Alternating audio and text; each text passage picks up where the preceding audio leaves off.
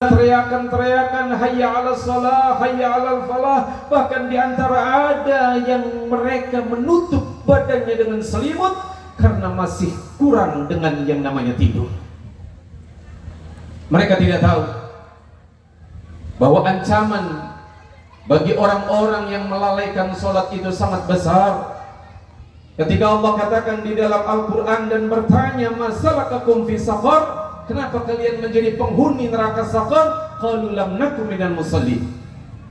Kami bukan kelompok daripada orang-orang yang sholat. Makanya harus hati-hati yang hadir di tempat ini. Anda menjadi tamu daripada tamunya Allah Subhanahu wa ta'ala dan tamunya Kanjeng Nabi. Tamunya Kanjeng Nabi diberi hidayangan yang sangat istimewa di dalam dunia. Lebih-lebih lagi nanti ketika kita menjadi tamunya Allah Subhanahu wa ta'ala di dalam sorga, segalanya telah disediakan, mala ainun ra'at wala udhunun samiat wala khatar ala qalbin bashar. Itu yang dijanjikan oleh Nabi sallallahu alaihi wasallam. Bayangan kita tentang sorga tidak akan mungkin terpandang oleh mata, tidak terdengar oleh telinga, bahkan tidak terbersit sedikit pun di dalam hati kita. Apa yang kita bayangkan tentang sorga sebetulnya jauh daripada apa yang kita dapatkan nanti.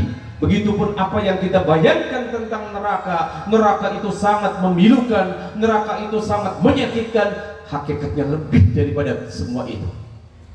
Saudaraku yang dimuliakan oleh Allah Subhanahu wa ta'ala, bersyukur dengan mengucapkan alhamdulillah. Kita meminta kepada Allah agar kita ditetapkan cinta kepada Maulid Nabi sallallahu alaihi wasallam. Sebab orang yang cinta kepada Maulid Nabi sallallahu alaihi wasallam itu, kata Habib Ali, min khawasil mu'minin, daripada kelompok orang-orang yang khusus, orang-orang yang mukmin. Gak sembarangan tuh. Kalau ada bupati mau mengadakan acara, pilih-pilih yang diundang. Lebih lagi menteri, pilih-pilih yang lebih-lebih lagi presiden, dia akan memilih siapa saja yang datang ke tempat itu. Gak sembarangan, pengemis datang gak bisa, orang biasa datang gak bisa.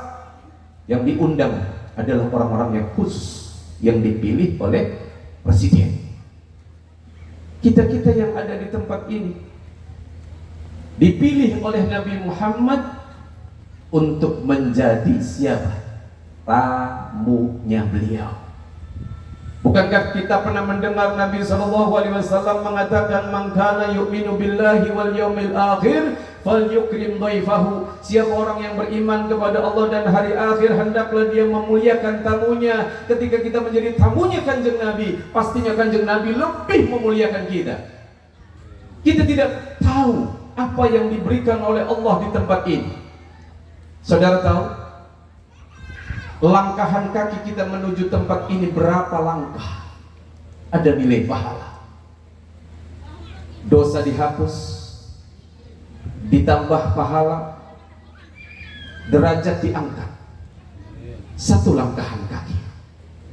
Sebelum kita melangkahkan kaki, kita sudah berniat, ya Allah, nanti malam apa ini? Selasa.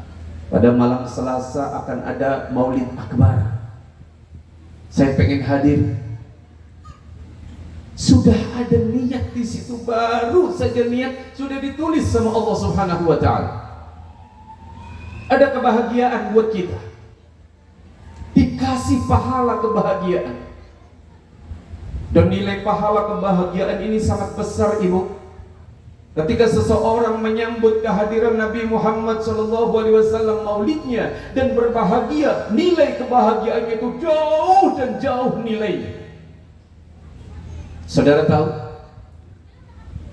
seorang musuh Islam namanya Abu Lahab. Beliau adalah paman Nabi Muhammad.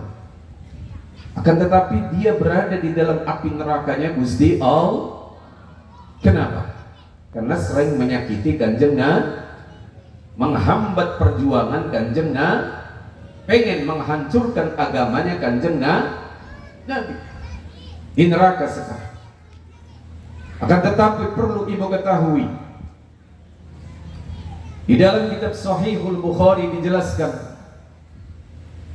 Sayyidina Abbas bermimpi bertemu dengan Abu Lahab tadi. Apa yang dilakukan Allah kepada kamu? Saya disiksa. Akan tetapi setiap hari Senin saya mendapatkan anugerah besar dari Allah, mendapatkan minuman. Kenapa? Karena di saat kelahiran Kanjeng Nabi Muhammad SAW dia berbahagia, dia bergembira, dia senang membebaskan satu budak yang namanya Suwaibah.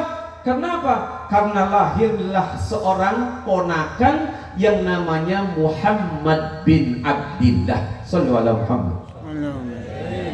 Dibebaskan Suwaibah karena saya senang telah dapat ponakan yang cakep, Muhammad namanya, kamu saya merdekakan. Subhanallah. Walaupun cuma berbahagia ketika lahirnya Kanjeng Nabi, dikasih sama Allah Subhanahu wa taala pemberian. Idza kana hadza kafiran jaa dhammuhu bitabbat fil jahimi mukhallada ata annahu fil yaumil itsnaini daiman yukhaffaf anhu lisururi bi ahmada fama dhannu bil abdil ladzi kana umruhu bi ahmada masruran wa mata wahida. Kalau saja orang kafir yang sudah ditetapkan di dalam Al-Quran menjadi penghuni neraka, bahkan istrinya juga menjadi penghuni neraka, sudah ketetapan Allah. Akan tetapi setiap lahirnya Kanjeng Nabi, hari apa Bu lahirnya Kanjeng Nabi? Hari Senin, itu diringankan azabnya oleh Allah. Kenapa? Karena ketika lahirnya Kanjeng Nabi, dia membebaskan budak yang namanya Suwaib. Kalau orang kafir saja dikasih sama Allah Subhanahu wa taala kenikmatan seperti itu, bagaimana dengan Pak Haji yang mengeluarkan biaya untuk acara maulid? Bahkan di antara mereka ada orang-orang yang memaksakan diri membuat tumpeng-tumpeng untuk membahagiakan karena ada kelahiran Kanjeng Nabi Muhammad. Maka insya Allah Allah akan memberikan lebih dan lebih lagi. Amin. Kita berharap mudah-mudahan maulid ini adalah maulid yang indah buat kita. Amin. Di dalam kehidupan dunia dan kehidupan akhirat akan tercium bau wangian dari tempat ini yang insya Allah akan tersebar ke penduduk desa yang ada di tempat ini, sehingga mereka pun menghirup daripada udara keindahan tersebut dan menjadi pecinta-pecinta maulid Nabi besar Muhammad sallallahu alaihi wasallam.